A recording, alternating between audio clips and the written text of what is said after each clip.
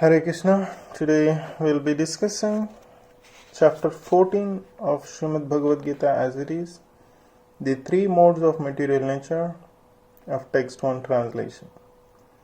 Sri Bhagavan Vacha.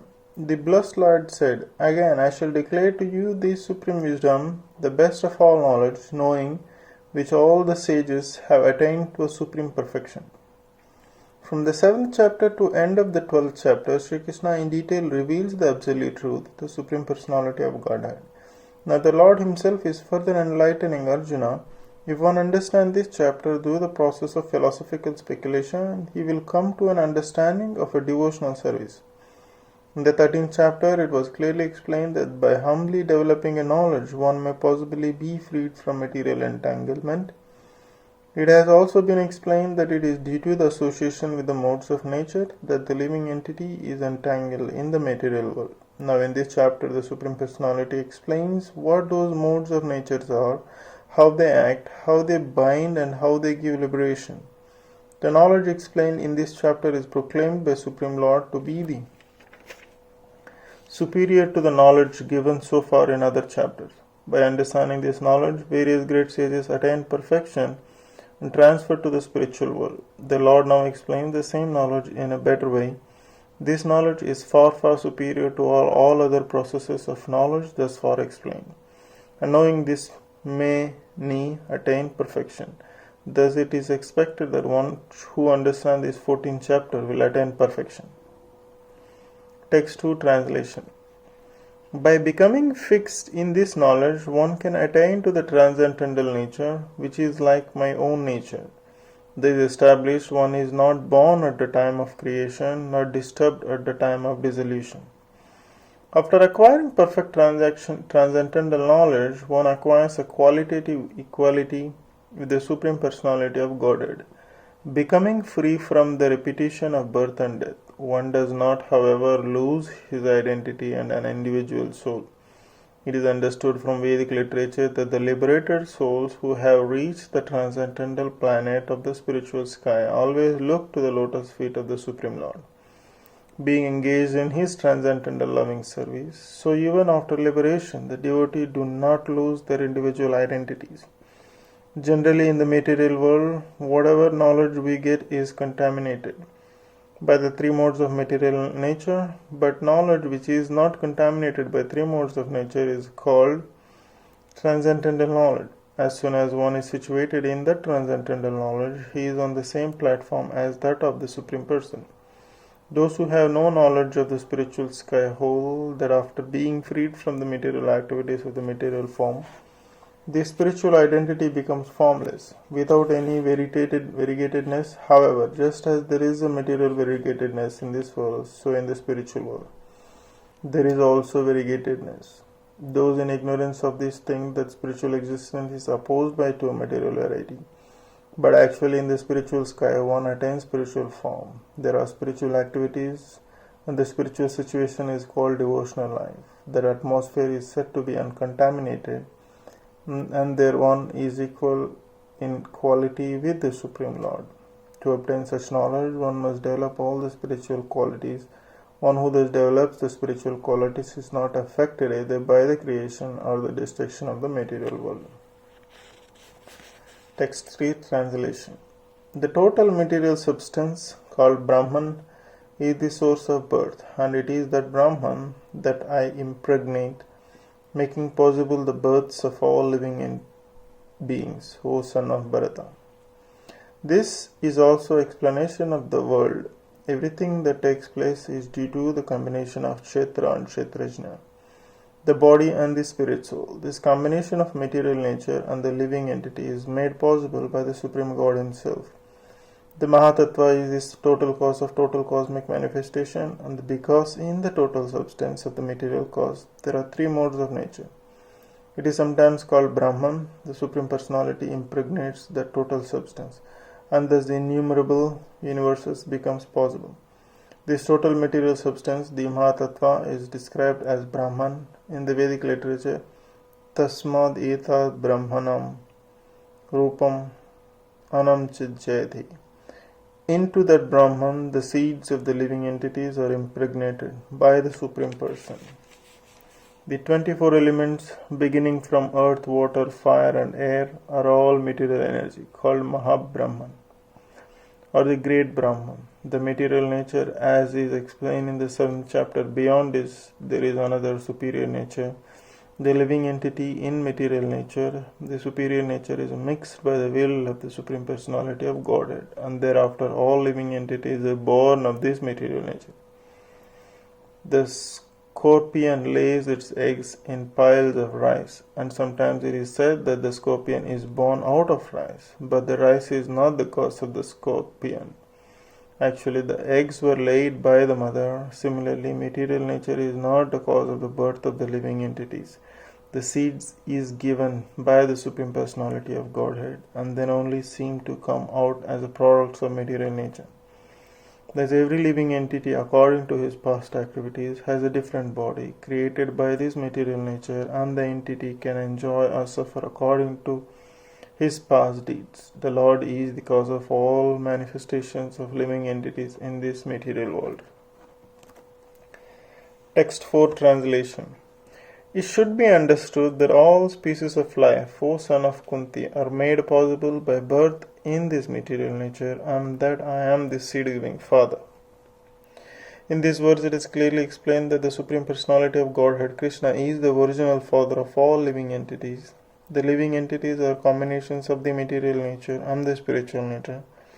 Such living entities are seen not only on this planet, but in every planet, even in the highest where Brahma is situated. Everywhere there are living entities. Within the earth there are living entities. Even within water there are within fire. All these appearances are due to the mother material nature and Krishna's seed-giving process. The purport is that the living entities being impregnated in the material world come out and form at the time of creation according to their past deeds. Text 5 translation. Material nature consists of 3 modes of goodness, passion, and ignorance. When the living entity comes in the contact with nature, he becomes contaminated by these 3 modes. The living entity, because he is transcendental, has nothing to do with this material nature. Still, because he has become conditioned by the material world, he is acting under the spell of the 3 modes of material nature. Because living entity have different kinds of bodies, in terms of the different aspects of nature, they are induced to act according to that nature. This is the cause of the varieties of happiness and distress. Text 6 translation.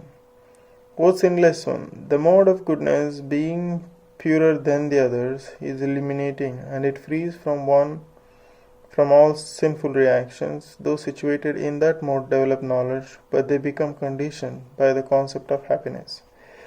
The living entities conditioned by material nature are of various types. One is happy, another is very active, and another is helpless. All these types of philosophical manifestations are causes of the entities. Conditioned status in nature. How they are differently conditioned is explained in this section of Bhagavad-Gita. The mode of goodness is first considered. The effect of the developing the mode of goodness in the material world is that one becomes wiser than those otherwise conditioned. A man in the mode of goodness is not so much affected by material miseries as he has a sense of advancement in material knowledge. The representative type is Brahmana, who is supposed to be situated in the mode of goodness. This sense of happiness is due to the understanding that in the mode of goodness, one is more or less free from sinful reactions. Actually, in the Vedic literature, it is said that the mode of goodness means greater knowledge and greater sense of happiness.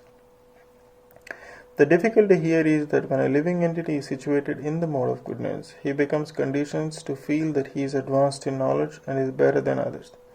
In this way, he becomes conditioned. The best examples are the scientists and philosophers. Each is proud of his knowledge, and because they generally improve their living conditions, they feel a sort of material happiness. The sense of advancement happiness is conditioned life makes them bound by the mode of goodness of material nature.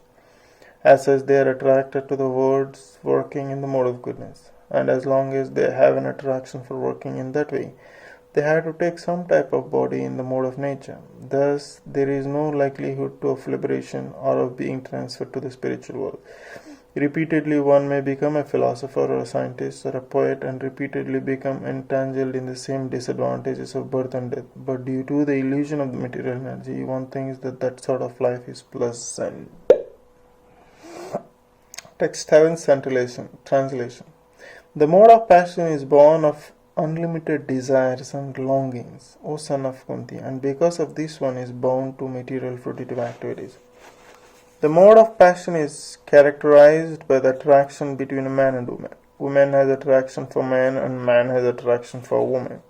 This is called the mode of passion, and when the mode of passion is increased, one develops the hankering for material enjoyment. He wants to enjoy sense gratification. For sense gratification, a man in the mode of passion wants some honor in the society or in the nation, and he wants to have a happy family with nice children, wife and house.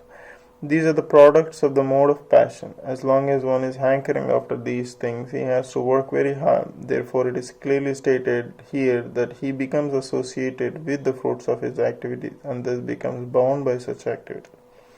In order to please his wife, children and society and to keep up his prestige, one has to work. Therefore, the whole material world is more or less in the mode of passion. Modern civilization is considered to be advanced in standards of mode of passion. Formerly, the advanced condition was considered to be the mode of goodness. If there is no liberation for those in the mode of goodness, what of the use of the entanglement in the mode of passion? Text 8 Translation. O son of Bharata, the mode of ignorance causes the delusion of all living entities. The result of this mode is madness, indolence and sleep, which binds the conditioned soul. In this verse, the specific application of the word tu is very significant. This means that the mode of ignorance is very peculiar qualification of the embodied soul. The mode of ignorance is just the opposite of the mode of goodness. In the mode of goodness, by development of knowledge, one can understand what is what. But the mode of ignorance is just the opposite. Everyone under the spell of the mode of ignorance becomes mad, and a madman cannot understand what is what. Instead of making advancement, one becomes degraded. The definition of the mode of ignorance is stated in the Vedic literature. Under the spell of ignorance, one cannot understand the thing as it is. For example, everyone can see that his grandfather has died and therefore he will also die. Man is mortal. The children that he conceives will also die, so the death is sure. Still, people are madly accumulating money and working very hard all day and night, not caring for the eternal spirit. This is madness. In their madness, they are very reluctant to make advancement in spiritual understanding. Such people are very lazy. When they are invited to associate for a spiritual understanding, they are not much interested.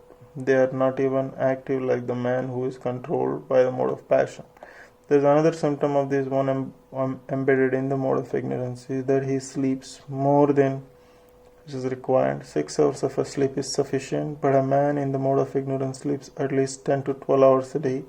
Such a man appears to be always dejected and is addicted to intoxicants and sleeping. These are the symptoms of a person conditioned by the mode of ignorance. Which ends the translation of text 8 of Srimad Bhagavad-Gita as it is, chapter 14. Hare Krishna, keep listening. Thank you so much.